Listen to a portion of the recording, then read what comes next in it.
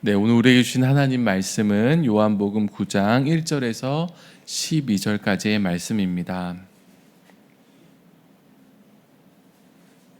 네, 요한복음 9장 1절에서 12절까지의 말씀을 제가 봉독하겠습니다.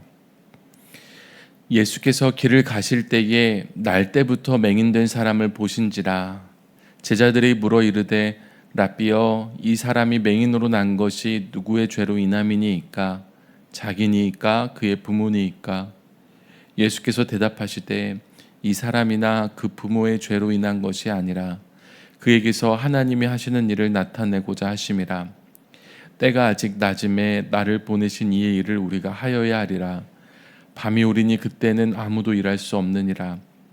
내가 세상에 있는 동안에는 세상의 빛이로라. 이 말씀을 하시고 땅에 침을 뱉어 진흙을 이겨 그의 눈에 바르시고 이르시되 실로암 못에 가서 씻으라 하시니, 실로암은 번역하면 보냄을 받았다는 뜻이라. 이에 가서 씻고 밝은 눈으로 왔더라. 이웃 사람들과 전에 그가 거린인 것을 보았던 사람들이 이르되 이는 앉아서 구걸하던 자가 아니냐. 어떤 사람은 그 사람이라 하며 어떤 사람은 아니라 그와 비슷하다 하거늘 자기 말은 내가 그라 하니, 그들이 묻되 그러면 내 눈이 어떻게 떠졌느냐. 대답하되 예수라 하는 그 사람이 진흙을 이겨 내 눈에 바르고 나더러 실로암에 가서 씻으라 하기에 가서 씻었더니 보게 되었노라. 그들이 이르되 그가 어디 있느냐. 이르되 알지 못하노라 하니라. 아멘. 예수님이 길을 가시다가 태어날 때부터 맹인된 사람을 보셨습니다. 8절에 보니까 그는 구걸하는 사람이었습니다. 만약 이제 그의 부모가 부자였다면요, 한번 상상해 보겠습니다. 구걸하지는 않았을 것 같아요. 그러니까 아무리 이제 장애가 심각하다고 하더라도 부모님이 이렇게 생계를 책임져 준다면 구걸하지는 않았을 것 같아요.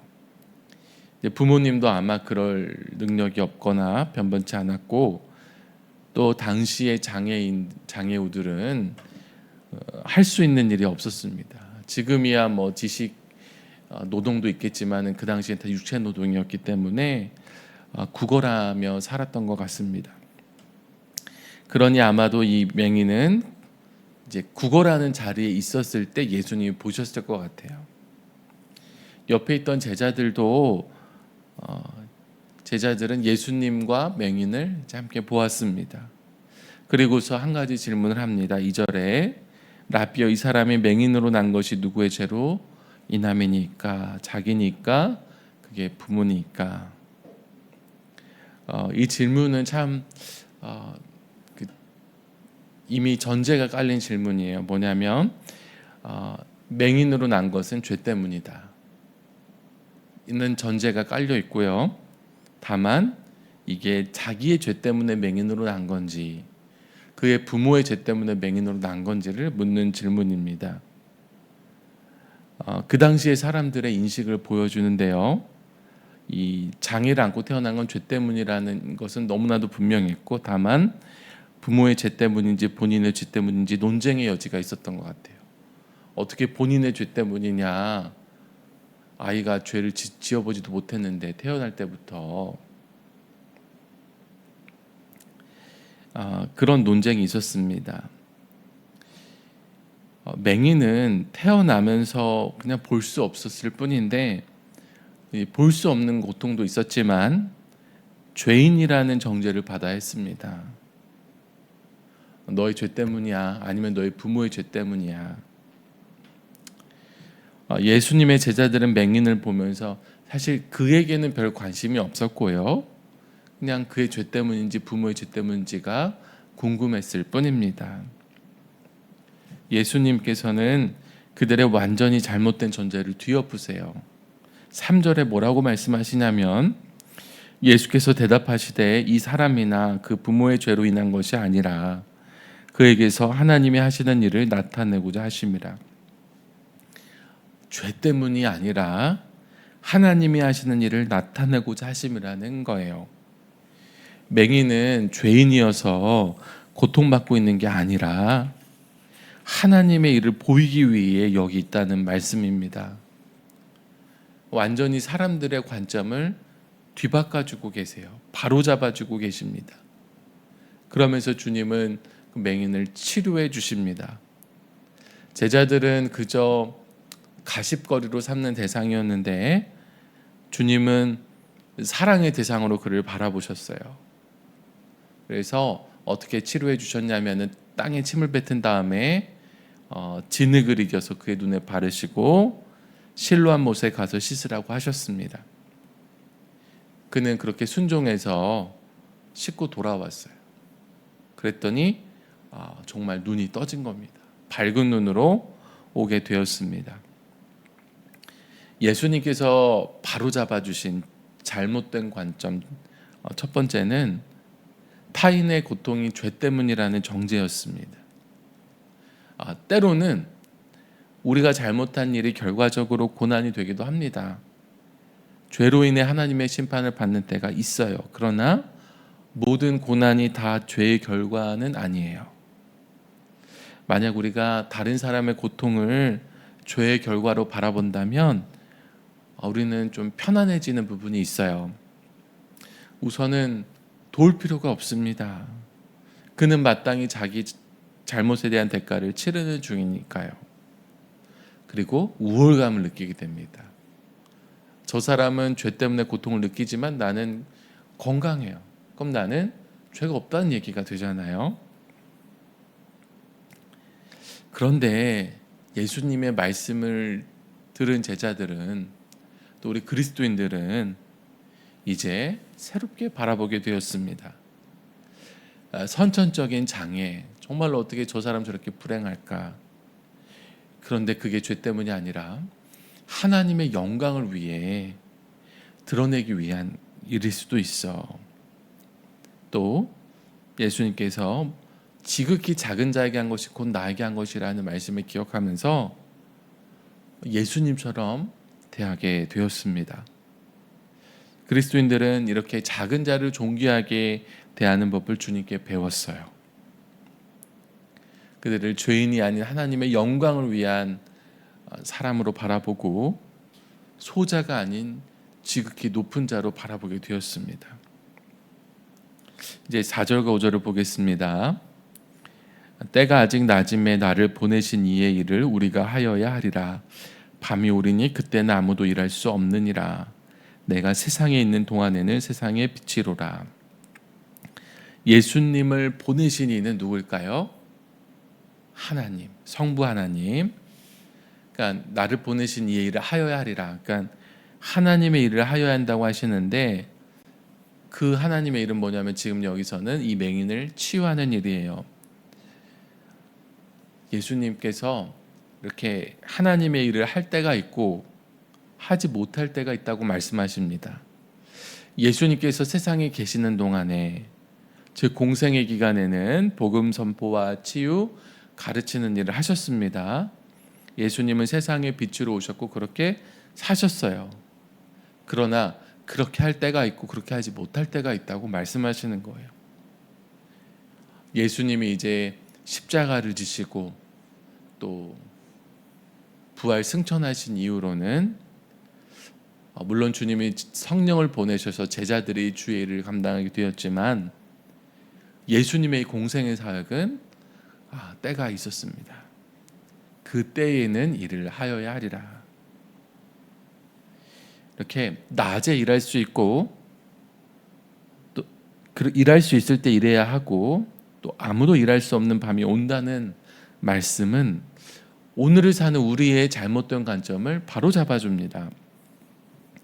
많은 성도가 정말 하나님께 충성할 계획이 다 있어요.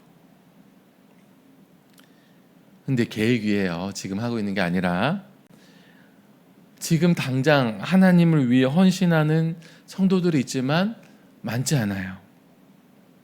대개는 나중에 한다고 생각을 해요. 지금은 때가 아니라고 생각합니다. 그러나 사실은 지금이 하나님의 일을 할 수 있는 때예요. 우리가 마음만 먹으면 할 수 있는 일이 있잖아요. 그런데 이거를 못하는 날이 옵니다. 코로나 팬데믹을 겪으면서 이런 생각을 했습니다. 왜 더 자주 신방하지 못했지? 왜 더 자주 선교하지 않았지? 봉사하지 않았지? 참 후회했는지 몰라요. 현대는 하루하루가 다르게 빨리 변하고 예상치 못한 큰 일들이 일어납니다. 또 우리에게는 또 언제까지 이렇게 건강할지 몰라요. 현대의 성도들에게 이런 예수님의 지혜가 필요합니다. 때가 아직 낮음에 나를 보내신 이 일을 우리가 하여야 하리라. 사랑하는 성도 여러분, 일할 수 없는 날이 또 올 겁니다. 그날이 오기 전에 지금 일하시기 바랍니다. 우리를 보내신 분 하나님의 일을 하시기 바랍니다. 더 이상 미루지 말고 예수님께서 주신 권세가 있어요. 하늘과 땅의 모든 권세를 가진 주님이 우리에게 주셨어요. 그 능력으로, 복음의 능력으로 생명을 구원하는 일을 감당하시는 저와 여러분 되시기를 바랍니다. 맹인이 보게 되자 그를 본 사람들이 놀라기 시작했어요. 어떤 사람은 이 구걸하던 맹인이 보게 되었다, 이거 놀라운 일이라고 말하고, 어떤 사람은 비슷한 사람 같은데, 왜냐하면 눈을 못 뜬 모습만 봤다가 뜬 모습을 보니까 닮은 사람이라고 생각한 거죠. 논쟁하게 됐어요. 요즘 우리 시대도 마찬가지지만은요, 별것도 아닌 것 가지고 이거다 저거다 논쟁이 잦아지는 것 같아요. 사람 사는 곳은 언제 어디서나 마찬가지인 것 같아요. 근데 이제 논쟁의 종지부를 찍는 거는 본인입니다.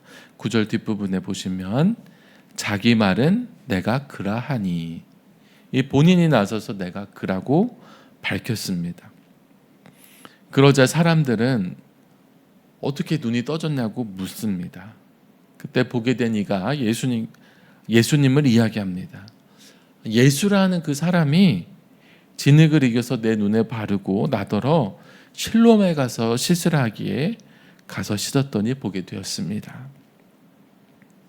이 사람은 사실을 이야기합니다. 있는 그대로의 사실을 얘기했어요. 12절에서 사람들이 또 물어요. 그가 어디 있느냐? 알지 못하노라. 모르는 것에 대해서는 모른다고 이야기를 합니다. 아는 건 아는 그대로, 모르는 건 모른다고 얘기하는 게 바로 증인의 역할이에요. 이 9장 뒷부분, 내일 본문, 주일이라서 우리 새벽기도가 없는데 이 부모님께 가서 사람들이 막 따져요. 이거 정말 예수가 고친 게 맞느냐 아니냐.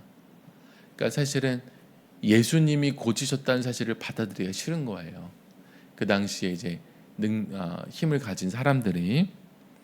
그래가지고 그 부모가 뭐라고 얘기하냐면은, 이 장성한 아들인데 아들에게 물어보십시오.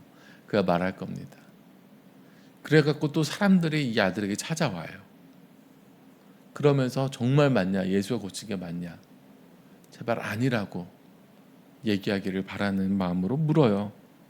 그때에도 이 사람은 있는 그대로 증언을 합니다. 이 사람은요, 예수님의 훌륭한 증인이 됩니다. 사람들의 위협과 압박 속에서도 진실을 말하는데 주저함이 없습니다.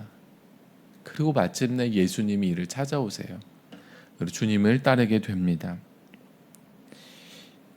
제가 이제 맹인의 처지에서 생각을 해보면은요, 보게 된 것도 참 감사한데 한 가지 정말 감사한 게 있을 것 같아요. 뭐냐면, 나는 맹인으로 태어났는데 이건 죄 때문이라는 평생의 그런 죄책감과 열등감을 가지고 살았는데, 이 예수란 선생은 처음 들어보는 이야기를 하는 거예요.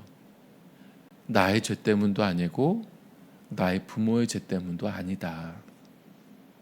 오히려 하나님의 일을 나타내고자 나를 이렇게 태어나게 하신 것이다. 사람이 건강한 몸을 갖는 것도 축복이지만은요, 존재 자체가 부정당하지 않고 인정받을 때 그게 얼마나 우리를 살게 하는지 몰라요. 아마 이 맹인은 그런 마음으로 자기의 생명도 아끼지 않고 예수라는 분을 떳떳이 증언했을 것 같아요. 근데 우리도 똑같습니다.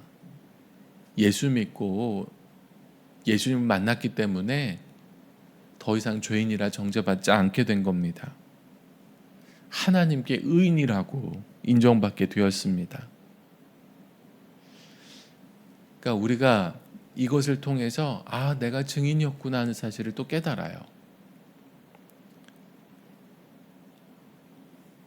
그러니까 우리는 그저 잊고 살았는지 몰라요. 그냥 나를 위해 살아가는 거지, 살기 위해 살아가는 거지. 그러나 우리 성도는, 그리스도인들은 예수의 증인으로 살도록 부름을 받았습니다. 이 맹인이었다 보게 된 사람은요, 증언할 수밖에 없는 자리에 있어요. 왜냐? 사람들이 논쟁하잖아요. 여기 앉아있던 그 맹인이다, 아니다.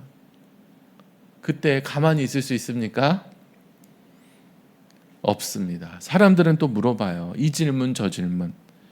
어떤 대답이든 책임이 따르기에 부담스러워요. 하지만 대답 안 할 수 없습니다. 사람들은 끝까지 물어볼 거예요. 편한 살기, 자기가 편하기 위한 그런 거짓말이든 진실이든 어떤 말이든 해야 하는 게 증인의 역할이에요. 그러니까 이 맹인은 그냥 예수를 만나지 않았다면 그냥 그대로 살면 되는데, 만나고 치유받은 다음부터는 사람들이 묻기 시작하고 대답해야 하는 증인이 된 거예요. 근데 예수님을 만나고 구원받은 그 순간부터도 우리는 이처럼 증인이 되었습니다. 이 사명을 외면할 수가 없어요. 그러나 우리는 있는 그대로 단순히 대답만 하면 됩니다. 알면 아는 그대로, 모르면 모른다고.